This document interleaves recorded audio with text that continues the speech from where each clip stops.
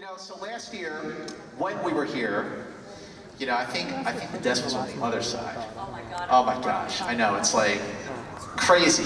But last year we were celebrating the 50th anniversary of Star Trek as a whole. Now we are celebrating the 30th anniversary of The Next Generation. And, I remember that it was 90 or 91 when this is an intimate conversation with 3,000 people, and I'm loving this. This is the moment right here. Somebody please take pictures. Oh, thank you so much, Denise. I'm loving this! But when did it feel like for you that, okay, we're finally, we don't have to worry about that noose from the original show or from the movies, that we are our own show and we're awesome? I'm waiting for it. In truth, Yeah. I don't feel like I ever really felt the burden of living up to the original Star Trek. That was in and of itself its own show. Yep. I grew up watching Star Trek, and it has, a place that wasn't, we weren't threatening in any way. I never felt that way. I thought we needed, there was a group of incredibly talented actors, and we need to make this, approach this as we would any job, Sure. and connect with it and make it our own. How about you, Gates? Yeah, I kind of feel the same way. I knew that I would see posters of Spock and Kirk and McCoy, but I had actually never watched the show. So when I was even looking at the audition, I was saying to friends, what is warp speed? I don't understand. And they're like, oh, please, and what is it, Klingon? All of that. So I didn't feel, I wasn't intimidated by it because I didn't have a clue.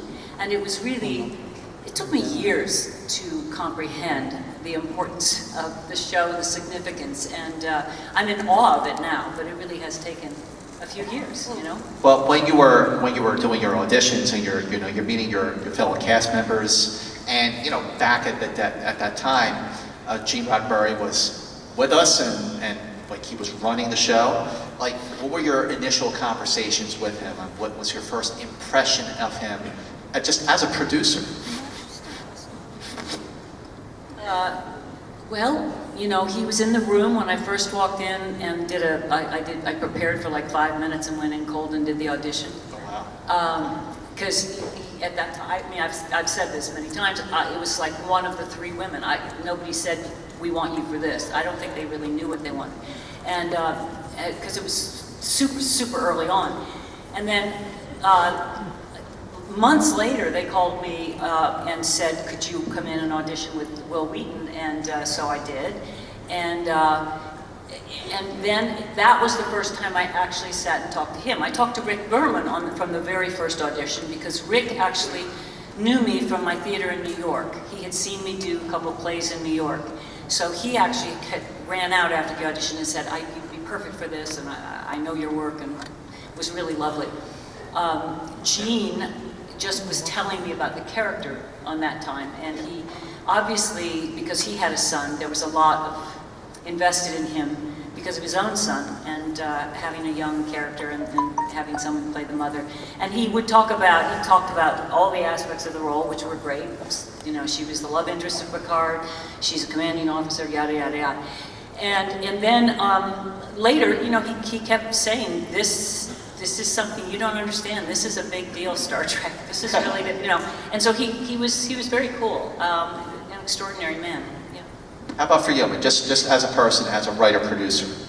Well, he was Gene was a very tall man, very, very robust and warm presence. He was always, sometimes in the situation with actors, you go into these rooms and the producers are there and the writers, and there's not a lot of warmth coming in the room, and they're kind of critical, or they're judging, or they're particularly distant and aloof.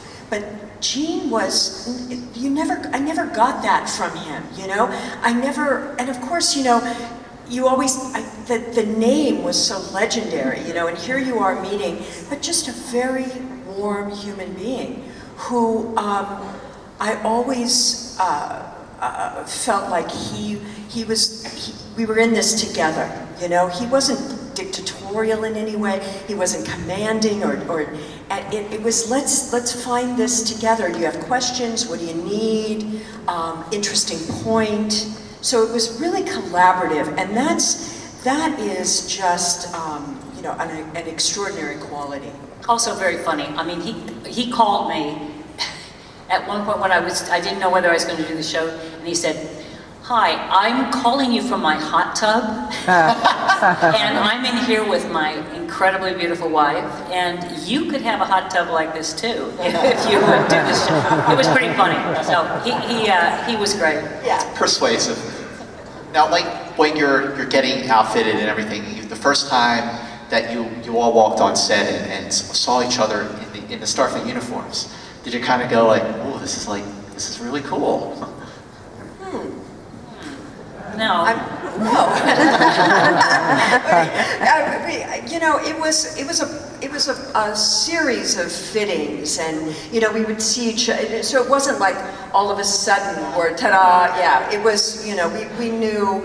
You know, we were all kind of looking at each other, going, "This is what did we sign up for here?" You know. I liked my first jacket. I thought that was because it actually had pockets. Nothing ever had pockets, and you know, then I got into trouble because I did the zipper that time, and zippers weren't supposed to exist, and I got really like yelled at for that. But I hadn't seen anyone besides Brent, who I knew from New York. I had seen him at auditions when I'd become not auditions, but kind of like meetings at Paramount, and then Patrick, who had come down to see me in a show I was doing in San Diego.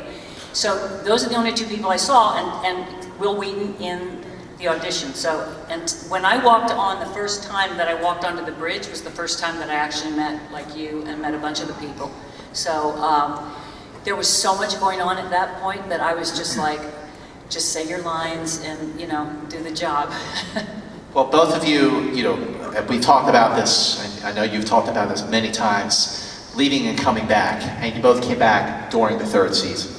And just as a personal anecdote, so I was away at school studying and watching season 1 and season 2, and I got real busy. It was my senior year for season 3, and I just didn't have a chance to watch the first few episodes of the third season. And then like the first run that I got to see from the third season was Yesterday's Enterprise. And, you know, I just, as a fan, I went, holy shit! Like, this episode was fantastic. So, you know, two questions, a question that I'm sure you'll both have very different answers for.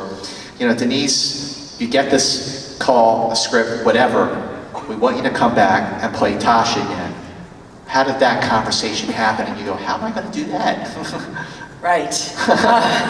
So, you can imagine, I never thought that would ever happen. That was not in the cards. And Gene himself actually told me that, you know, I want to do something so shocking. I want this character to die in such an unprovoked way and shocking way. The only problem is that you won't be able to come back. And sure. Sadly, he didn't, you know, live to see that happen. So when I was home and Rick Berman, the exec producer, called me and said, there's a script that we have, and Tasha's alive in it. Would you be willing to do it? And I said, well, wait a minute, what? He's got the chills. How is that going to happen? Yeah. And he said, it's just, can I send it to you, read it? It's really good. And it was. It was just such good layered sci-fi writing, and dealt with all these issues, you know, within that the fans were sort of screaming for, like, you know, wait a minute, that death sucked, you know, you can't. you can't kill Tasha Yar like that, you know, and so it was able to sort of, you know, address that, and it was just, it was such a surprise, such a welcome surprise. I never anticipated something like that happening, and you know, I was grateful to kind of jump back in, and as an actor especially, you know. And then you're doing scenes with Oscar, well, soon-to-be Oscar winner, Whoopi Goldberg. Absolutely, and Christopher McDonald, Yeah. who's, you know, Fantastic. extraordinary actor. Yes. I prefer if you called me Richard. I love that moment. Oh, He's so... but you know that story with that line. No. Oh God, okay. Chris and I ended up doing 3 other shows together, you know, over the course of our careers. He and I hit it off so magically well that, and he has a wicked sense of humor. So the line is, you know, what do people call you? And, you know, people call me Richard. And so we rehearsed it a couple times, and then the camera rolled in the first take, and he said, you know, well, what do they call you, you know, when you're not working? What's your first name? Tasha. And he says, well, you can call me Dick. I wasn't expecting that, and of course, you know, broke the whole take, and you know, we did that periodically throughout shooting that episode. You know, Gates, I know a lot of fans, and I certainly feel the same way, that season 3 of Next Generation is when Next Generation really hit its stride, and it stayed there through All Good Things, the last episode. When you came back for season 3, what were the fundamental differences that you felt now that like Michael Piller is there, and then you start working with like Brandon Braga, Ron Moore, Renee, all those guys? Did you feel like it was like more of a vision, more settled, like confident? No, actually, to be honest, I did not, because when I came back, I was promised that the character was going to be the same. And when I came back, it was as if the studio had sort of already decided that Crusher wasn't going to be Picard's love interest in a way. Something had shifted. And I also was suddenly in a uniform that made me feel much older, and there were wigs that were different, and I felt it was actually, I was lost for that year. Plus the first scripts that they had, it takes about a year in advance for the writers to get these scripts. And, you know, they're working on them, not all of them, but many of them. And the scripts were more Pulaski scripts. Oh, that's right. So I think that, you know, they were sort of, those were the scripts they had. People didn't know I was coming back, so they weren't Crusher scripts. So I actually felt, I was floundering a bit for a few of the years. There would be certain episodes like Remember Me that were fantastic. And I was very, very honored for the host that it was the script that was the first gay writer that was openly gay writer who was employed, and it was about sexuality, and I thought it was a brilliant episode. I really was honored to be part of that episode. But it took quite a while, and I feel that it was really the 7th season it started to get back to more the 6th and 7th season of who I actually thought the character I had first signed up for was. However, as an audience member, I could tell that the scripts, the Klingon, you know, whole trajectory of Michael Dorn's character, I thought it was brilliant. I thought there were so many things. First Contact, Michael Piller, I thought it was brilliant. These were scripts that I was hardly in, but I appreciated the, you know, artistry of the writing and the stories. They were brilliant stories, and you know, it's amazing, like what Ron is doing now with Outlander. I think it's amazing. He's very, isn't it? I mean, he's risking so many things. He's got a new series he's working on, all of the people, and Ron and them. So it was that mixed thing for me. That's the honest truth. Yeah, because I did feel like towards the end of the series, especially season 6 and season 7, that Beverly Crusher was more like, you know, she was affectionate and, you know, subtly, because I mean, you can't do that in the bridge, whatever, but like she was in the first season. Yeah. But also, you know, I talk about Yesterday's Enterprise. You talk about it being great sci-fi. Yesterday's Enterprise is just great television. Yeah. And so is The Best of Both Worlds, which when that aired, at the end of the 3rd season, that cliffhanger, fire, it was amazing. Yeah. Now, filming that last episode of the 3rd season, Best of Both Worlds, you had no idea where that was going to conclude, and was there a talk that maybe Patrick might not even come back for a 4th season?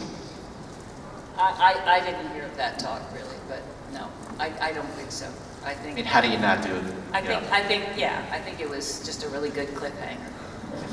Okay, so Denise, you get another call. We want you to come back. This time, sort of different, and this time you're going to be acting with Leonard Nimoy. Let's talk about unification. Okay, first of all, tell us about the call, your reaction this time, and were you just going like, I try to get out, but they keep pulling me back? I was just gonna say, I just can't get out of this thing. No. You know, the thing with the character of Sela is I pitched a story. I pitched the story of the daughter of Tasha. They tweaked it a little bit, and it became, you know, what we know now. But I had sort of the idea that with Tasha coming back, that in sort of that ripple in time and space, that what if she was pregnant when she was captured by the Romulans with Castillo's baby? So that's the story I pitched, and that would the Romulans realized that she was pregnant, and so kept her alive, so they could raise a human child to use as, you know, a bargaining tool with the Federation. So that was the story, and I had lunch with Rick Berman, and he said, interesting, I'll get back to you, you know, and I thought, okay, that's, you know, I tried, Sure. you know, I took a pitch meeting, and, you know, months went by, and then he called me up and said, you know that story about Tasha having a baby, we're gonna go with it, but it's not Castillo's baby, it's a Romulan general's baby, with Tasha as his concubine, and would you want to play her? And I went, okay, here we go. I get to play my own daughter. You know, that was weird. That was pretty cool. Yeah, so that's how that came about. And Leonard, of course, was, you know, legendary. Yeah, I remember Brent and I at one point kind of walking off set and going, that's Spock. I know. They didn't really do a lot of, we call it fan service. You know, like when you have like something like on Spock, or in Naked Now, they do a mention of the Enterprise commanded by Kirk. Like, do you remember sort of like why there was some intentional motive to avoid references to the old show? Because now I felt like some of the later shows, especially Enterprise, were like, oh, come on, we're Star Trek, let's just go for it. But you didn't really do that with Next Generation. I think they were trying to separate initially from that show. They were saying this is a different show, it's a different time period, and so that was smart to do it because they didn't want to. You have to wait until something else becomes popular, and then you can start to have more in-jokes about it. But I think it was the right time. I think ours was a different tone of show, and I think it was right for the period of time that it happened. And all the shows are very unique and fantastic, and the next one's going to be amazing. Yeah. What do you think? What have you heard? I mean, are you excited that there's a Yeah, I'm very excited actually. I think it's a really great cast. I love the way they cast it. I have no idea what it's going, you know, I know there's going to be a spaceship. There's going to be a starfield. But, you know, I think I'm very excited. I think it's cool that they're going to focus in on from one person's point of view much more. I think that makes sense for where we are right now, the kind of TV we're seeing right now. It's letting you get another insight into this whole journey in space, and I think it's quite brilliant. We'll see. You talk about how all the shows were fundamentally different, and they were. I mean, every show was its own, not only did it have its own tone, but they all had their own sort of like family dynamic. And just over the years, from doing the conventions and reading interviews with everyone, and talking to various guest stars from all the shows, the general consensus was always that of the 5 shows, that the family, the chemistry among the Next Generation was always the strongest. Did you feel like that there was, especially as you were getting into like, you know, season 5 and season 6, that sort of knew each other? You know, Yeah, I can't speak for what the other series were like. I only heard rumors, and that's just a rumor. But obviously there was some fundamental place that we all clicked. I think a lot of that was sense of humor. I think it was also the fact that so many of us were into theater and wanted to do, you know, and actually had a lot of other interests and creative things, and I think that had to do with it, especially. And can I do a segue that's really self-serving? Can I? Do you mind admitting it's self-serving? So that segues into creative things, and I have two nonprofits that are about creating new work in theater, music, and dance, and just visual arts too. And fans have been tremendously supportive, and a lot of the productions that we've done have, and Denise was in one of them. I directed her, she was brilliant. But a lot of it has come from fan support, and I've also sold my own personal collection of Star Trek things. And in tomorrow's auction, I am auctioning off my Generations script, which is signed by everybody. So it is going up on the auction block, and all of the money, every single penny, goes towards the nonprofit. So just saying. Just saying. Just saying. So get out there and bid high. Denise, so you get a call. Oh my God. Yes, I'll be starring in the new Star Trek Discovery. Ladies and gentlemen, I'm announcing it tonight. That's a joke. You get a call. We want you to come back again. This time, let's all three of us talk about another fantastic 2 hours of dramatic television, all good things. I binged on Next Gen recently, like I always binge on Next Gen.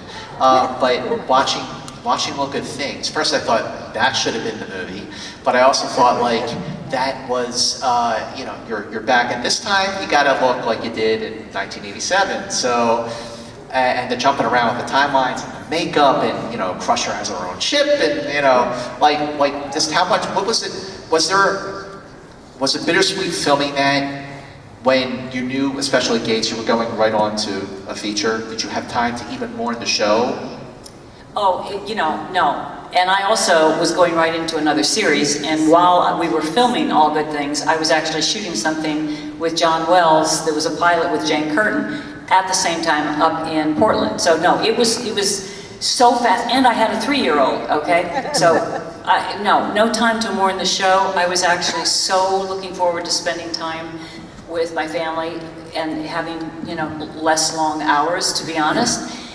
But knowing that we had the movie, it wasn't like goodbye. I knew I was going to, you know, have time to see the cast that was coming right up, and we got to go on a boat, you know.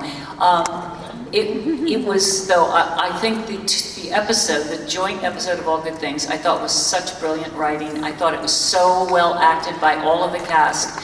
It was an honor to be part of it. I loved my part in it. And yeah, I thought it was very moving and rich writing. I loved it. You know, it's really hard to end a series, you know. It's one of the hardest things writers talk about, you know, when to know how to do it, and, you know, to really hit a note that's right when things are coming to an end. And I think they did it beautifully.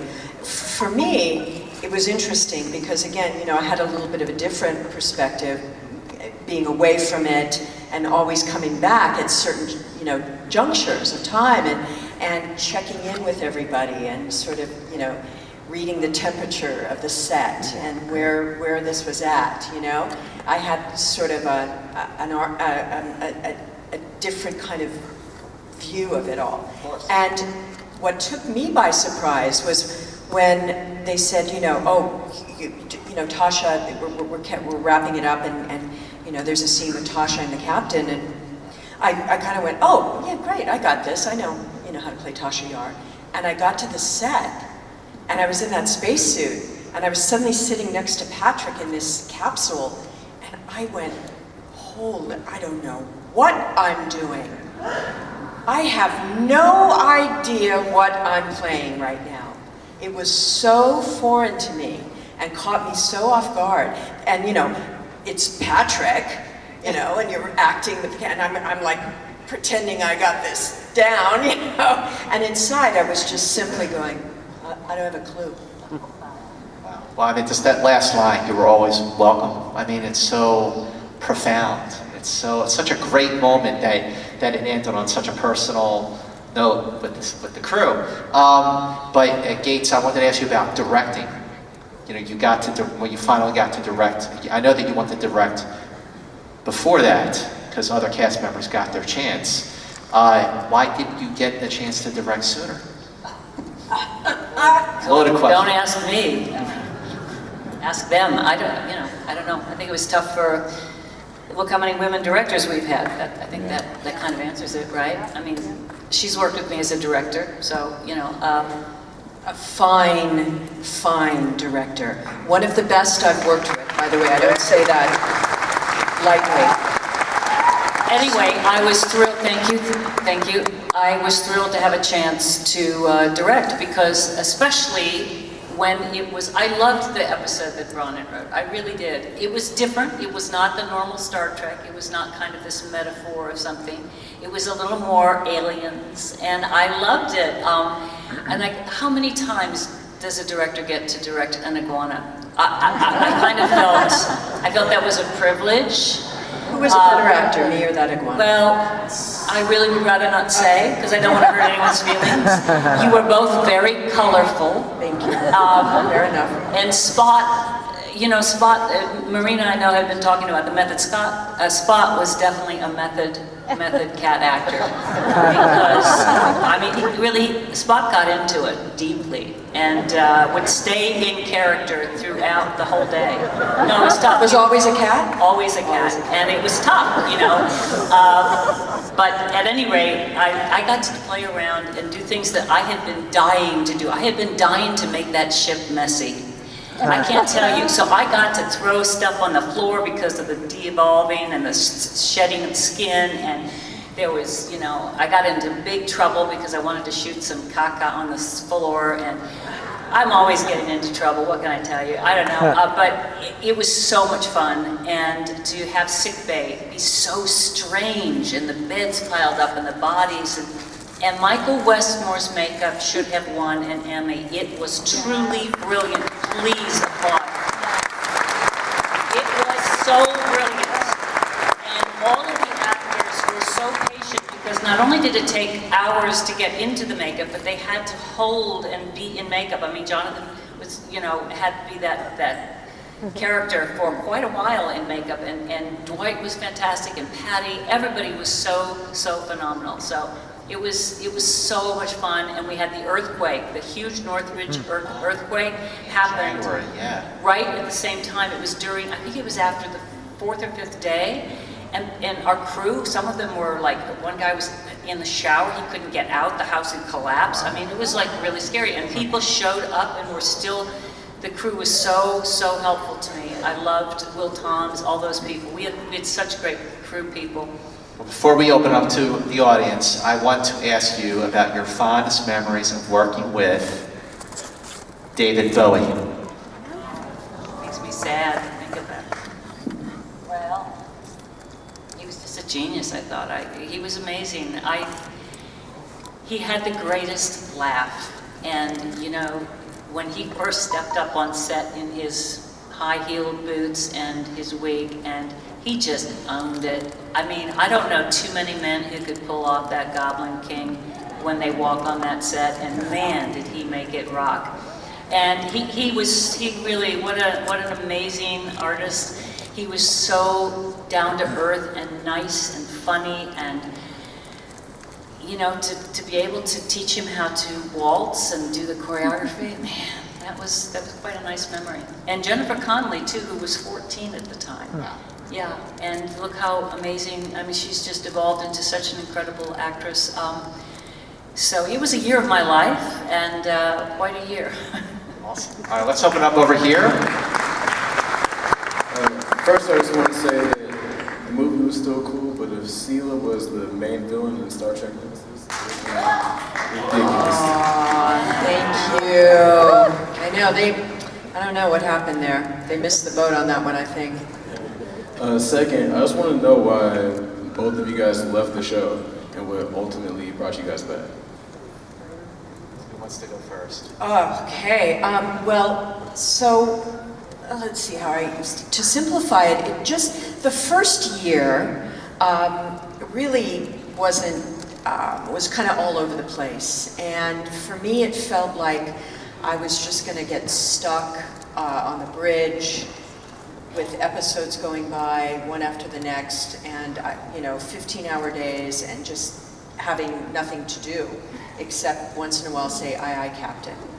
And I just felt that at that point in my life, it wasn't enough, to satisfy or exciting, and it wasn't why I went into the business, of acting. I was really, I had big dreams and hopes, and I didn't have the financial needs that required to stay in a job that I wasn't passionate about.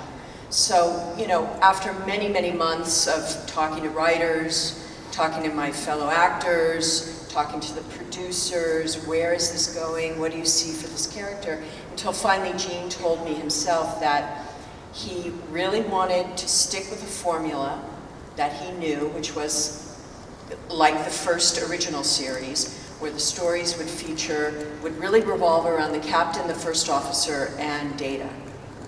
And that everything else, all the other characters would sort of be, ancillary figures in the story. And once in a while you'd have a show, but that's how he was going to keep it, and it wouldn't change. And he said, I totally understand. I don't want you to leave, but I get why you would be frustrated. And in that, I'm gonna allow you to go. Because he had total control of the show. That was part of his deal to do a Star Trek again. So on that, I made the choice to leave.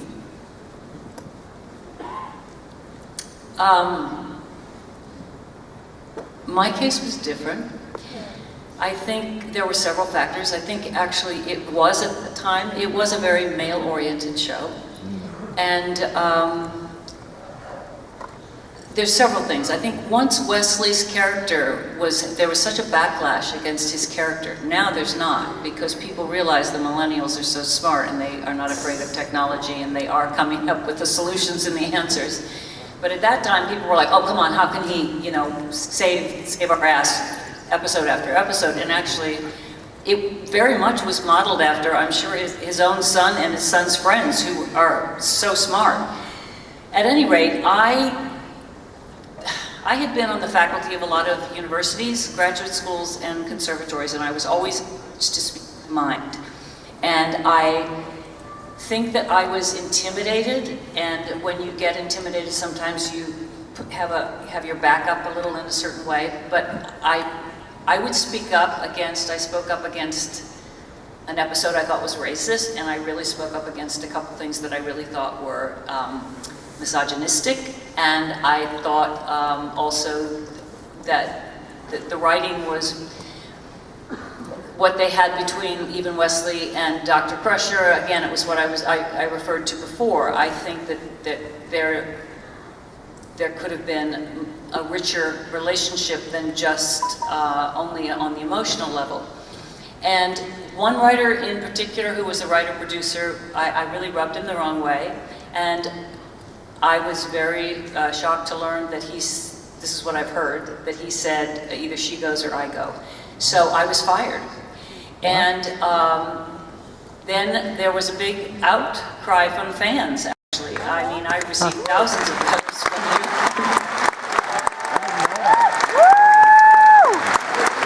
And it's actually, thank you, it's actually, I really do want to thank you all deeply, because I was so scared of fans and Star Trek conventions and everything when I was first doing it, because I was stalked and was terrified by sort of being in public places at the time. And everything changed when I got these letters and I started reading and going, wow, these people are really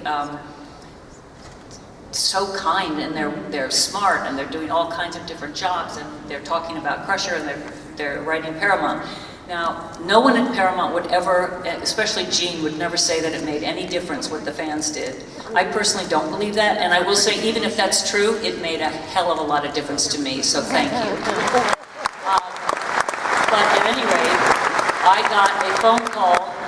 I was in New York, I did a play, I did a movie, and I got a call from Patrick, and he said, darling, is there any way we could persuade you to come back? You know, and that's what started, and I had been so hurt in the beginning that I wasn't sure how I felt, and then Rick Berman called me, and then Gene Roddenberry called me, and I said, is the character going to be the same? And I was promised that it was. And it took a while, but it finally, you know, got there. But that's how it happened for me. So it was quite a journey. And, you know, again, life is a series of lessons, and you learn, and also things happen in ways you don't expect. And it was pretty amazing. They asked me back, and then he wasn't there anymore. So what can I say? Over here.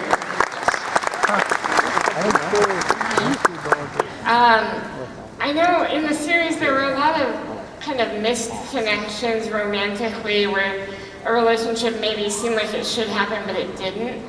What character relationships would you have liked to have seen? Who are you referring to in particular? You know, I think, certainly I think Picard and Crusher I would have liked to have seen more of, but there might be other ones that I haven't even imagined that you thought would have made sense. Tasha Crusher.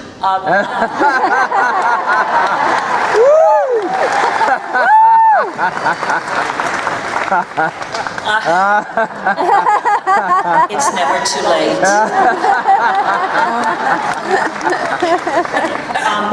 No, yeah, I know what you mean about the Picard Crusher. I think they finally, in the end, tried to address it. But, you know, I finally got other than the stuff with Picard, I got my first love episode. It was the host, and I was 8 months pregnant, by the way. So that was a really romantic episode to film. And I knew Richard Cox, or the actor, and he's like, are you kidding? How are we going to even kiss? I mean, you know, it's like crazy. I can't reach. It was like, yeah, I can't reach. So yeah, it was challenging, but I don't know. There are many things that could have happened. Well, I mean, me and Data, man. What need I say more? Droid. Every girl should have one. Trust me. One more question before we go. Yes, real fast. Go for you. Yeah. Hello, my question is for Denise, and the elephant in the room, Trekkies 3. I mean, I can't wait for it. I hope you haven't given up on it, but I mean, you know, it's like, you know, you had a different idea for Trekkies 3, I thought, and you know, when are we going to see it, and you know, where is it in production? I mean, Oh, you guys, I thank you so much, and keep good, positive thoughts about that, because, you know, I have an idea. We definitely, my partner Roger Nygaard and I have a plan. It's at least a year away, but yeah, we definitely like to go to some places in the world we haven't been. I think also fandom has changed quite a bit since, you know, I first did Trekkies, so I want to explore just the changes in attitude and the changes in, you know, all of that's taken place, and check in with all that J.J. Abrams crew and the Discovery crew, and go back and see my dentist in Florida. But one note, this is kind of a cool little piece of trivia you guys might not know. You saw Trekkies, the original Trekkies, and remember my little 14-year-old star, Gabriel Kerner, who is, you know, one of the stars of Trekkies. I found him at a convention when he was 14. He is now designing the opticals for Star Trek Discovery. Wow. He actually got to do the thing that he dreamed of doing. Wow, that is fantastic. Isn't that cool? That is amazing. I know. Good job. All right, ladies and gentlemen, let's hear it for Denise Crosby.